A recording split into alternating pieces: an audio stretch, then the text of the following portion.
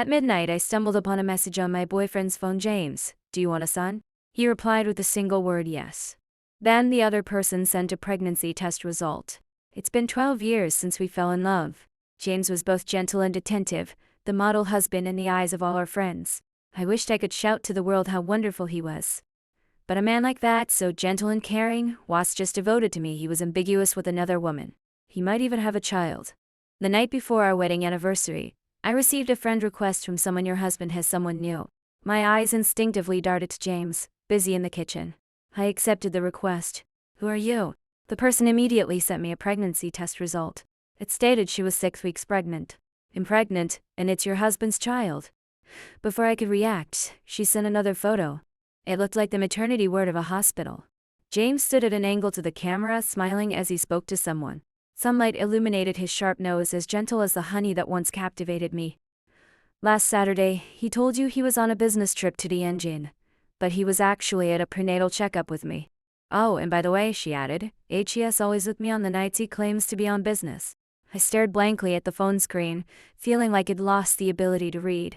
The words made sense individually, but together, they were incomprehensible. That day, I called James. It was noisy on his end, and I faintly heard a woman's voice. I teased him, why is there a woman's voice? Be honest, you're not keeping a mistress out there, are you? The line went silent for a moment, then came his soft chuckle. You got me. I'm at a checkup with my mistress. Darling? The seat beside me sang slightly, and James's deep voice followed. Didn't you say you were hungry? He gently stroked my hair, then playfully pinched my cheek. What's wrong? Tell your husband, and he'll fix it for you. I stared at him, suppressing the emotions swirling inside. James, I'm going to ask you a few things, and you have to answer right away, no thinking. He paused, raising an eyebrow. So serious, not even calling me honey anymore. How long have we known each other? He answered instantly, 20-3 years. How long have we been together? 12 years. Married. He cut in 8 years. We've safely passed the legendary 7-year itch. Seeing the smug smile on his lips, I suddenly recalled what Clara had just told me, that she'd been his mistress for about a year. I lowered my eyes and continued, what did you say when we got married? This lifetime I'll only love you. His reply was swift. Have you fallen for someone else? He hesitated slightly. I haven't loved anyone else. Where were you last Saturday? The air seemed to freeze. James raised his eyes, his gaze probing as if studying every expression on my face. Darling, has someone said something to you? I locked eyes with him for a few seconds, then forced a laugh. No, nothing. Just kidding. Let's see. That night while James showered, I lay in bed scrolling through his social media. For all these years, his posts were all about me. Even his profile picture was our wedding photo. But in the screenshot Clara sent me, she'd asked him, looking at your social media, I thought you loved your wife so much. He replied, it's just social media. Isn't it all for show? At that moment, Clara messaged me again. This time, she told me how they met. It was a cliché story. She was at the supermarket, and when it was time to pay, she realized her phone was missing. James paid for her, and she asked for his number. I didn't seduce him. When he drove me home, I just looked up at him, and he kissed me. I'm pregnant now. He won't divorce you but wants me to keep the baby. HES got some nerve. Nancy, let's be allies. He has a significant share in the company. After you divorce, just share some of the money with me. But you absolutely can't tip him off. Act like nothing's wrong until we have solid evidence to bring up divorce. I listened silently to the sound of water from the bathroom, not responding. What, you think I'm lying? After a pause, she added, I hear tomorrow's your wedding anniversary. I have a way to make sure he can't make it. Want to bet? The bathroom door opened. James, towel in hand, was drying his wet hair, saying seriously, Darling, it's getting colder. Don't shower too long. Steam filled the bathroom, fogging up the mirror. But I noticed James had deliberately turned up the heater. He was always afraid it'd get cold. Back when we were building our careers, I was pregnant once, but that child wasn't meant to be. After the loss, I became frail, and even a minor illness could leave me miserable. Over the years, James tirelessly helped me recover, even learning herbal remedies and massage techniques. Every winter, HED warmed the bed for me before I got in. HED massaged me earnestly. Nancy, I want you by my side for life. Then cold water hit my head, snapping me back to reality. The water heater must be broken. It was ice-cold. James, I called out instinctively. What's wrong? My voice was faint, but he heard. Nothing. I clenched my fists, quickly shutting off the water. The freezing water pooled at my feet, and the warm yellow light on the wall made me dizzy. By midnight, I had a high fever. At 3 James drove me to the city hospital. I didn't break the fever until morning. When I woke, James had gone to get hot water. Meanwhile, I got another message from Clara. He took the day off today. A year ago, James suddenly hired a personal secretary, Clara. Sometimes it'd bring him soup he'd simmered all afternoon, and Clara would stand by smiling sweetly. Mr. James has such a great wife, no wonder he ignores the other women at work. James would frown and tell her to leave. I rarely saw him so cold. Who asked you to meddle? Clara sent more messages. Did you get sick on purpose, torturing yourself for a bet? You think that I'll make him stay and take care of you? You're so naive. He being sick changes nothing. The one he loves now is me. Today's my birthday. He promised to celebrate with me and our child. Those people at the company are still alive, right? Can't the company function without him? He doesn't carry Chies staying with me today. James entered the hospital room, tossing his ringing phone aside. He touched my forehead, buried his face in my neck, and said, "Darling, you scared me last night." I had no strength left and pushed him away weakly. I can't have children. Do you blame me? The warmth and smile in James's eyes vanished. He said coldly, "Why would you ask that?" He added seriously, "Nancy, whether we have kids or not, he'll always love you." I smiled at him, asking something unrelated. "Has your dad come to see you?" James froze.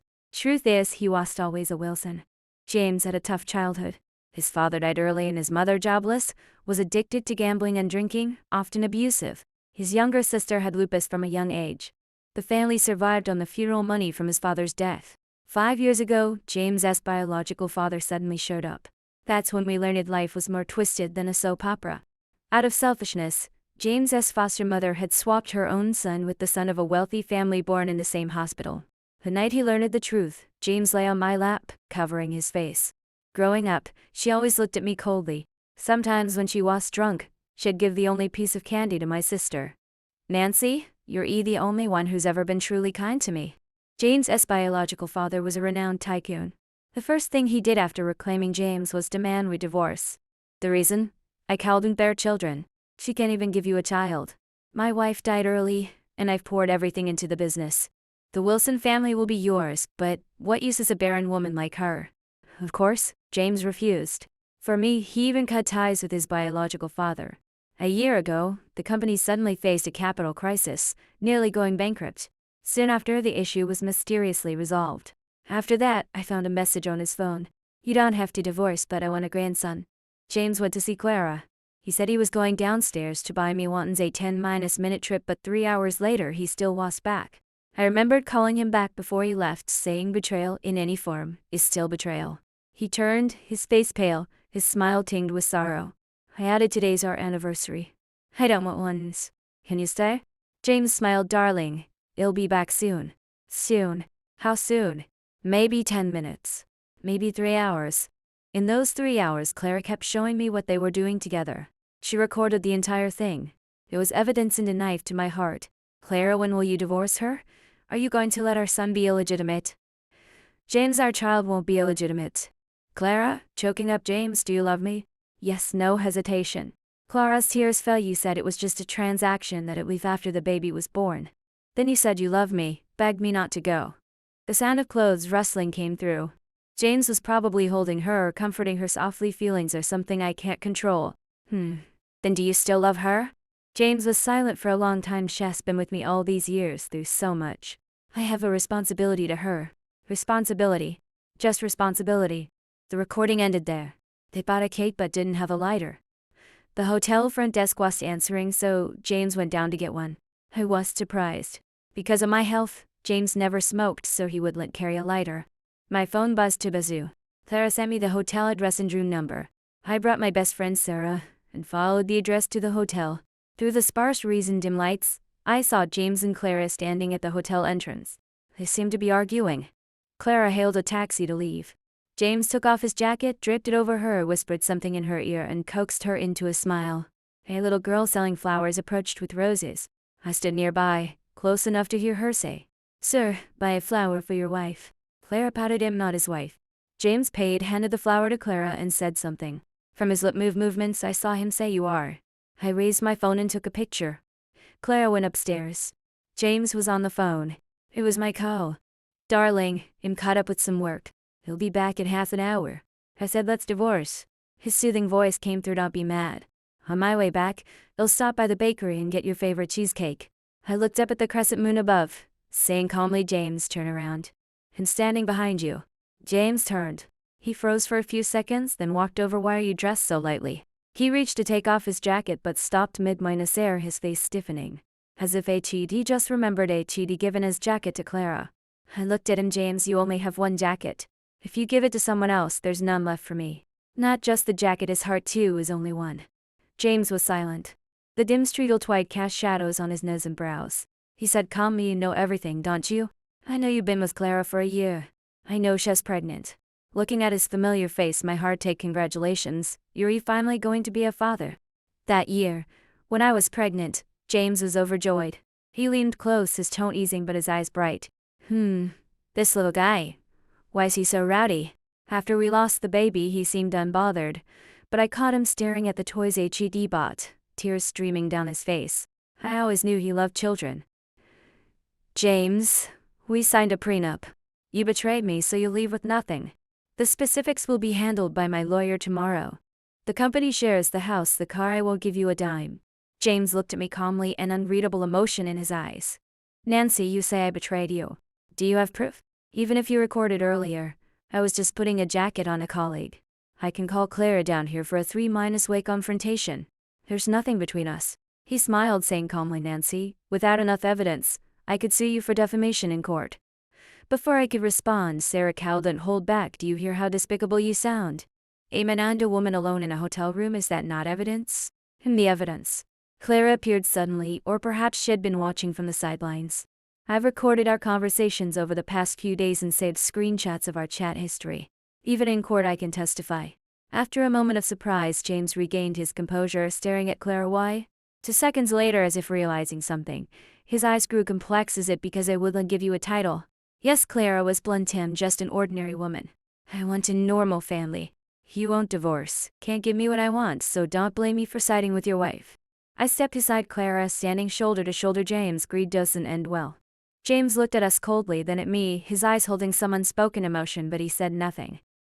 I sat in the taxi, watching the night scenery recede through the window, half-minus listening to Sarah. Nancy, I don't believe in love anymore.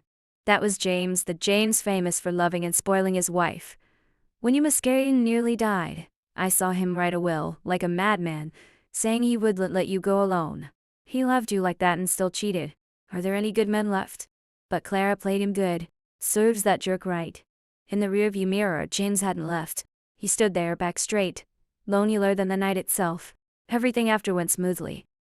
After the divorce, the company shares house, car, and savings all went to me. James left with nothing. Was it too smooth? Sarah brought her daughter, Lily, to visit, looking worried. Suspiciously smooth. I brought out a fruit platter, feeding Lily a strawberry. James still has the Wilson family backing him. These things probably mean nothing to him.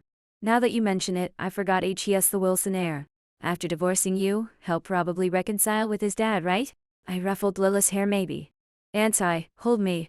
Lily stretched out her arms, hugging my neck, but accidentally knocked me to the floor. I instinctively covered my stomach. Looking up, I saw Sarah's shocked expression. You. I poured Sarah a glass of water. She drank it in one gulp, staring at my stomach before speaking. When did it happen? Last month. I was planning to surprise him on our anniversary. But Clara came to me first. Funnily enough, the day you went to Clara's prenatal checkup, I was at the hospital for mine. Sarah was silent for a long time. What are you going to do? Have you told him? If I wanted to tell James, I wouldn't have asked the doctor to keep it secret when I was hospitalized with that fever. I looked at Sarah. Sarah, this is my child alone. The weather grew colder, and the first snow fell on New Year's Eve. H.E.S. got a new girlfriend, it seems. Clara sent me a photo. She had screenshot a post James made on Weibo a minute ago. In the photo, James, dressed sharply in a suit, was dining with a beautiful woman at a restaurant we used to visit. Caption: wishing for a great new year, more successful than the last. I froze. Clara sent 2 more messages. Looks like he didn't love either of us. The one he loves most is himself. Maybe we both need to move forward, right? Lately, Clara had been sharing bits of her life with me, sometimes a funny photo. They say this song helps with insomnia. 1 failure's no big deal. I used to do market research. Next time you're e-bidding, ask me. Don't be sad, look at this pic. And so on. It read but rarely reply. Clara didn't mind my coldness. Whenever I posted about work or life, she'd message me with advice or concern. It was like she genuinely cared, wanting to be friends. Just then, Sarah leaned over. "She's messaging you again?" I nodded. If she hadn't been pregnant with James's kid, with all this attentiveness, I'd think she had a crush on you. I calmly picked up a shrimp, dipped it in soy sauce and put it in Sai's bowl. Maybe she feels we share the same pain. Suddenly my phone rang. It was my mom. "I heard you got a lot of money from the divorce. Giving your brother a few $100,000 for a house shouldn't be hard, right?" The next day, I went for a scheduled prenatal checkup, but someone pulled me into an alley. Seeing that familiar face, I felt a chill. 7 years ago, I called him my brother. He came to me for money the day of my checkup and pushed me down the stairs. I lost my baby. My mom begged me not to call the police, saying he didn't mean it. My brother stared at me menacingly, but his gaze shifted to my stomach, growing strange. "Didn't they say you called enough kids? How are you pregnant?" I cautiously covered my stomach. "Where you served 6 years in prison." "Was that lesson enough?" The thugs then spoke up. "Heard her ex-husband's loaded. But it's his kid. It's not his." Seeing him reach for his phone, I shouted. He squinted at me but still made the call. "Hello?" I thought I was calm, but hearing that voice, my heart raced. "Bro, minus and minus law, I'm with sis." "In a bit." "What's that got to do with me?" James hung up before he could finish. "What now?" They exchanged glances. "What you're doing is extortion and threats. You just got out of prison. If you need money, I can find you a job." Seeing him waver, I added, "I'll pretend today never happened." As I turned, someone grabbed my wrist. A tall, lanky man with a brazen, heated gaze said bluntly, "You're pretty." What happened next is a blur. I think he tried to touch my face, but I slapped him instinctively. Then he pushed me to the ground. Before he could do more, police sirens wailed, growing louder. I curled up on the ground, every movement agonizing. The pain concentrated in my stomach, then cramped sharply. "Nancy." In my daze, I thought I saw James. His face was pale, much thinner than before. He wore a gray cap, running toward me in the heavy snow. "Didn't you say you didn't care? Why do you come so fast?" My brother's voice gritted through clenched teeth. James crouched down, about to say something, when I saw someone behind him raise a knife, stabbing toward him. James POV Diary. March 31. The day before my birthday, Richard came to the company. HES, my biological father, polished and mild-mannered on the surface, but cold and selfish underneath. When my mother was alive, he brought his mistress home, disregarding their marriage. Later, when she got cancer, he stopped his affairs. But by then, she'd moved abroad, and he never saw her again. These aren't rumors, I heard it from him, drunk and sobbing the day he took me back. That's why I don't like him. More importantly, he doesn't like Nancy. That day, he threw Nancy's medical report on my desk. "A hen that can't lay eggs doesn't deserve you." I laughed in anger and had him escorted out. The Wilson family is in a dynasty needing an heir. I've run a publicly listed company for years, and mine and Nancy's business isn't inferior to Wilson Enterprises. "Nancy's such a wonderful girl, how dare you talk about her like that?"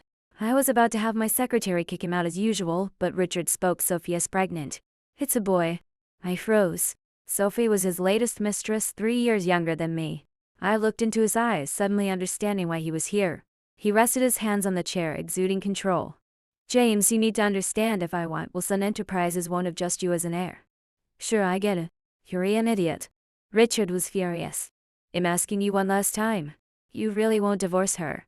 I smiled, enunciating each word. "Make me divorce her, only if I'm dead."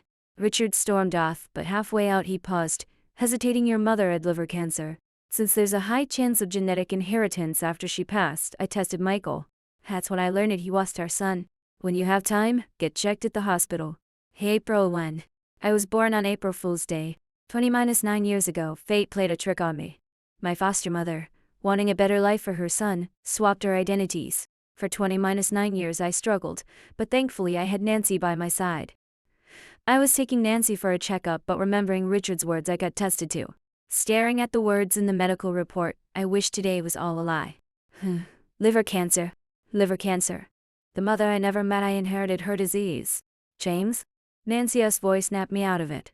She was picking celery. "I've been learning recipes from bloggers. You're in for a treat today." I watched her face under the sunlight, squinting slightly.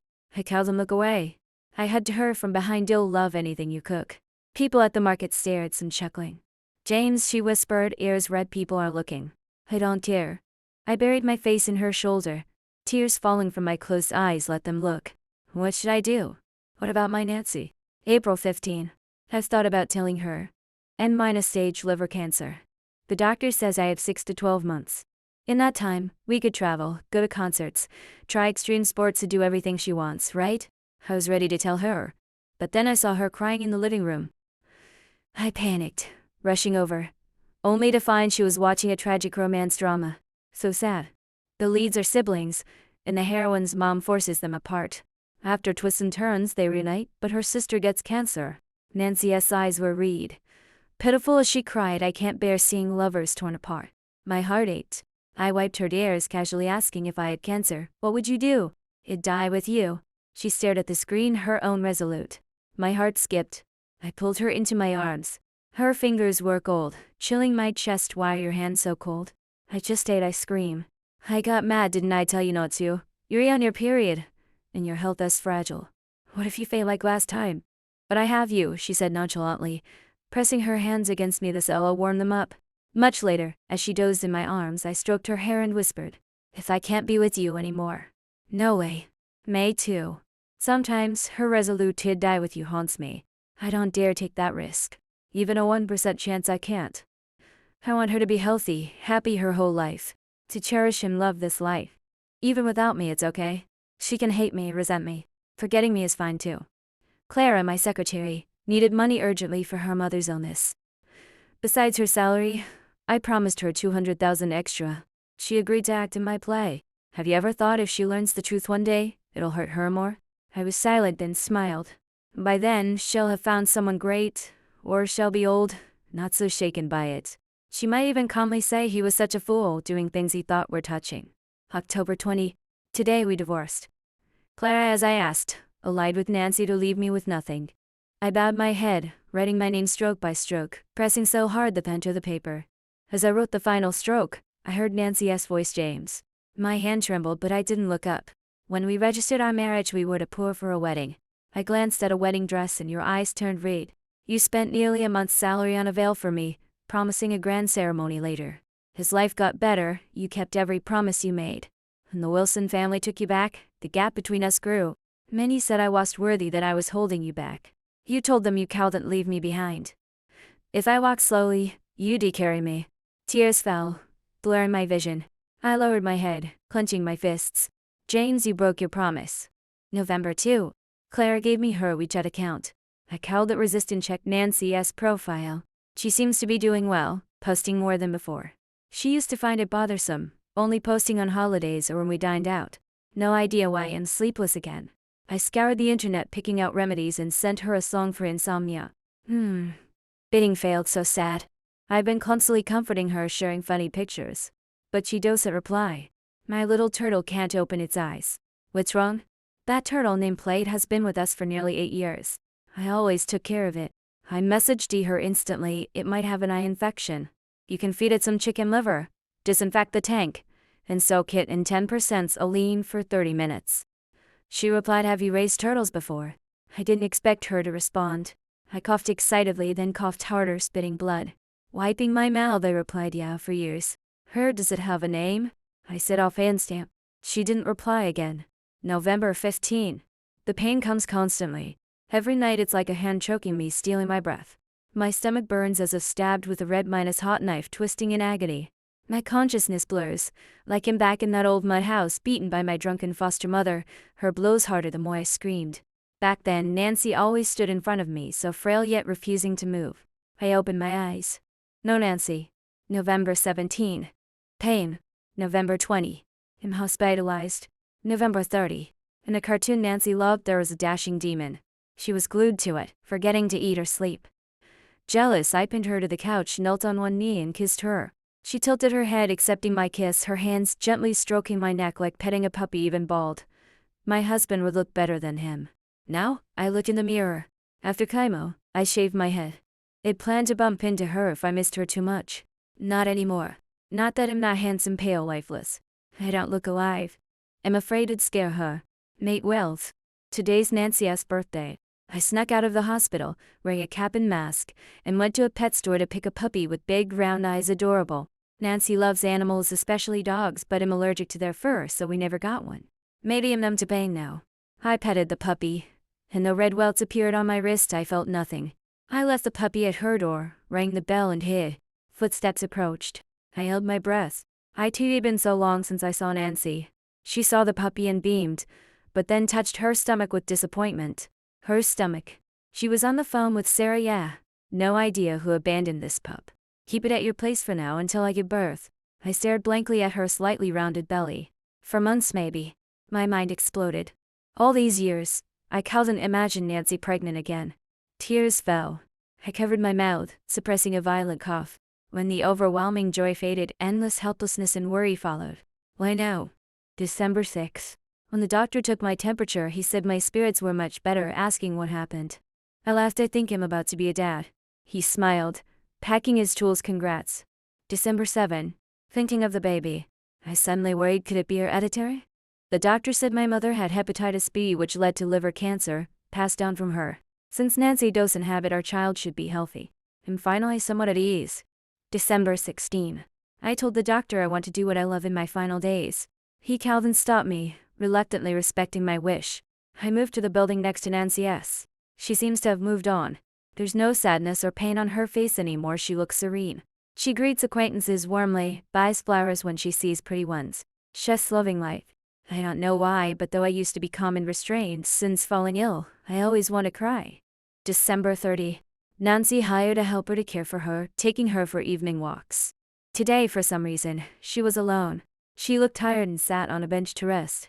Pregnant women love to sleep. She seemed to be dozing off. I walked over, standing about 2 meters away, not daring to get closer. She was mumbling in her sleep.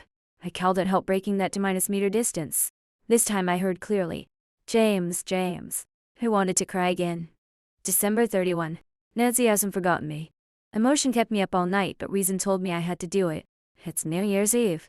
I wore a wig, put on makeup to look normal, and hired an actress to play a part, wishing for a great new year, more successful than the last. I posted the photo on Weibo from that account and sent it to her. HES got a new girlfriend, it seems. Looks like he didn't love either of us. The one he loves most is himself. Maybe we both need to move forward, right? Nancy didn't reply. I silently apologized to her. Darling, I'm sorry. January 1? It's 3. I can't sleep. I plan to write my last diary entry and burn it. But I don't know what to write. It's snowing outside. Nancy has a prenatal checkup this afternoon. For some reason, I'm uneasy and followed her quietly. Her due date is probably June. I likely won't make it that long. If it's a girl, she'll surely look like her. Maybe with almond eyes, long thick lashes, fair skin, and a cute face. If it's a boy, I hope he looks like her too.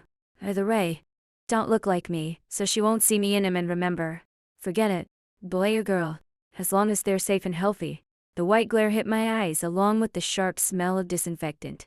Nancy, you're awake? Sarah asked, worried. I propped myself up, grabbing her sleeve. Where is he? Sarah avoided my gaze. James, where's James? I saw him get stabbed before I passed out. Sarah's lips trembled. She stayed silent. The hospital room was deathly quiet. I felt drained, trembling, then slid down limply. Someone burst in from outside. Nancy, you have to save your brother. He just got out of prison. He swears he didn't push you this time, didn't harm your baby. Baby? I realized something. I slowly looked down at my stomach. Thought my head buzzed. The baby was gone. My and James's baby was gone. The last trace of my longing gone. Nancy, if you turn him in, his life will be ruined. My mom knelt, just like 7 years ago, tears and snot streaming, and begging you, testify that he was the ringleader, that someone else stabbed James. Anger and resentment surged. My mind was a mess. I lost control, grabbing the teacup on the table and smashing it on the floor. Nancy, what are you doing? I'm your mother. Mother? Is there a mother like you? I sneered. Twice now. Because of your so-called son, I've lost 2 children. Growing up, you never liked me. Every chore, every burden you pushed onto me. Anything good or fun, you secretly saved for your son. Now HES killed my child, killed my husband, and you want me to forgive him? How can you be so biased, so shameless? She shrank back, not daring to raise her voice. But James was going to live much longer anyway, and now your brother might go back to prison. He deserves it, I nearly screamed. Extortion, threats, intentional harm, is any of that unjust? You spoiled him from childhood, never teaching him right from wrong, indulging him until HES a useless, reckless leech who only knows how to mooch. HES like this because of you. My mom's face paled. But what did James do wrong? What did my baby do wrong? Why? Why should they suffer because of someone like him? My heart felt hollowed out, cold wind rushing in. Tears blurred my vision. I won't forgive him. I wiped my tears, looking at her coldly. Ill tell the police the truth. He was the ringleader. He must answer for what HES done. My mom left. Sarah closed the door, pouring me a glass of warm water. You knew? Your mom just said James was a dead man walking. You didn't look surprised at all. Did you hear it while unconscious or? I stayed silent, staring blankly at the floor. After a long time, I always knew. James had cancer. I always knew. When you love someone deeply, every action, every gesture, even the smallest change you notice. Especially when HES sick. A man like James, who rarely caught colds, started coughing in the bathroom. When he began taking vitamins regularly, I sensed something was off. But before I could investigate, Clara sent me the friend request claiming she was pregnant. The screenshots she sent were real. I checked them against James's phone. But she probably didn't expect me to verify the pregnancy test. The doctor's name was misaligned, slightly off from where it should be. The test was fake. On our anniversary, I intentionally spiked a fever and got hospitalized, then secretly took one of James's vitamins to the doctor. So Rafe Nib for N-stage liver cancer. What was I feeling then? My body burned with fever, but my heart was trapped in an ice cellar, frozen to the core. James was cheating. But he was dying. At first, I couldn't understand why he didn't tell me, why he staged this act. I was furious.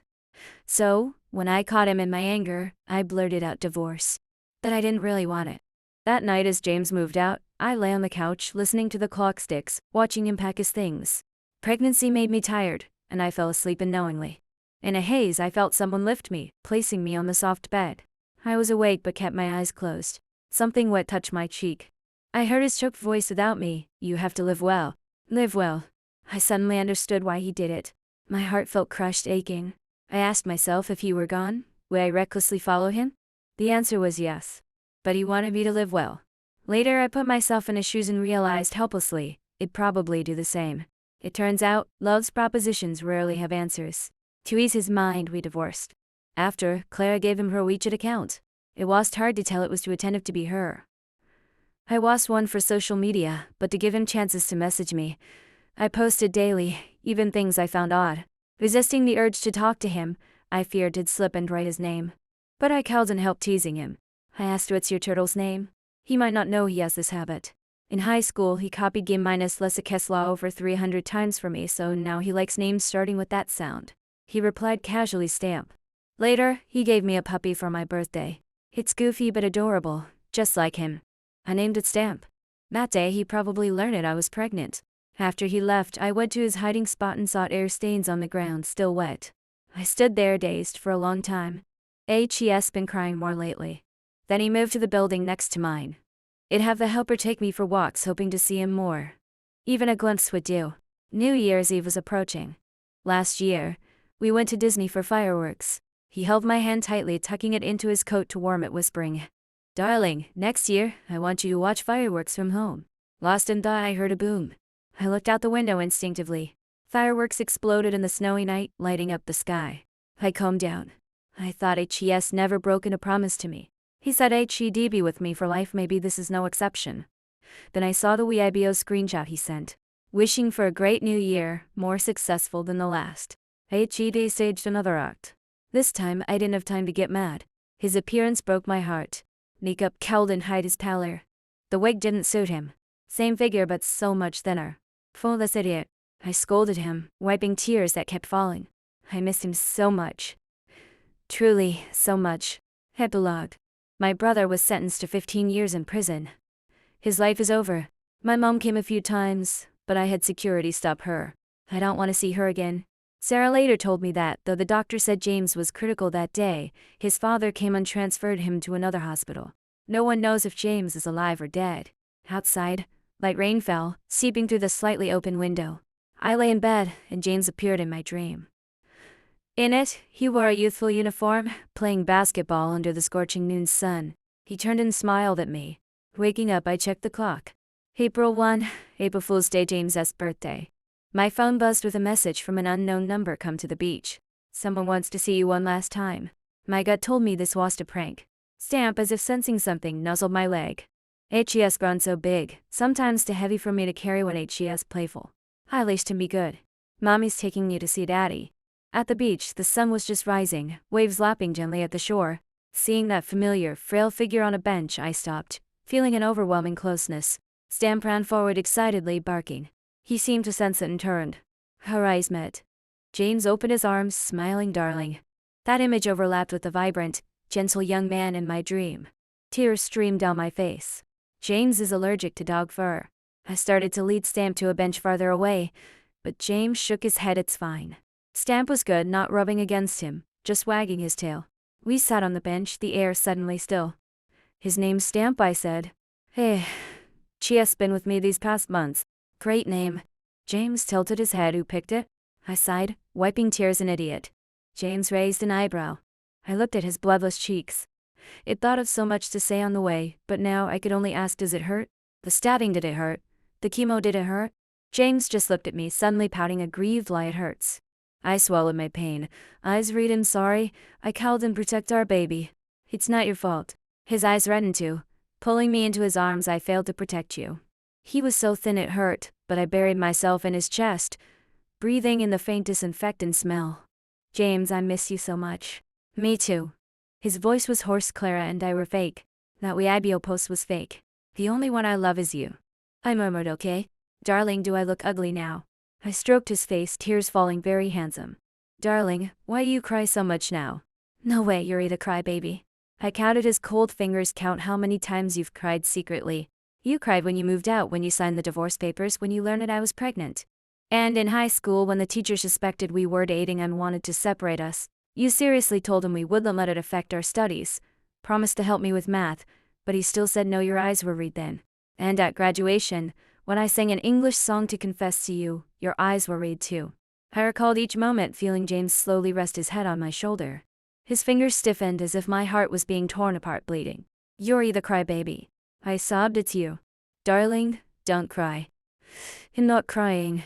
Darling, I don't want to leave you. His voice weakened. Then never leave me. I don't want to die. I choked, unable to speak. I don't want to die. His voice was faint, unwilling. I want to travel, go to concerts, do extreme sports with you, do so many things you love. Stamp, take care of Mommy. Stamp barked like a cry, like a promise. Darling, sing for me one last time. What song do you want? The one you confessed with. I held his hand, our fingers intertwined. The sun hung in the sky, the sea clear and deep. Sunlight bathed James's face as if he were asleep. You are not alone, for I am here with you. Though we're far apart, you're always in my heart. But you are not alone, for I am here with you. James, don't be afraid. I won't let you be alone. The next story. I lost my memory, remembering everyone except him. He looked helpless and said, Nancy, whether you've truly forgotten or are pretending, I'll only ever see you as a sister. I nodded, secretly thrilled. A new brother meant an extra envelope during holidays. For those envelopes, every time I saw Ethan, I sweetly called brother. Later he broke down in tears before me. Please stop calling me brother, and don't date anyone else. Don't forget to subscribe to catch the rest of this story in next video.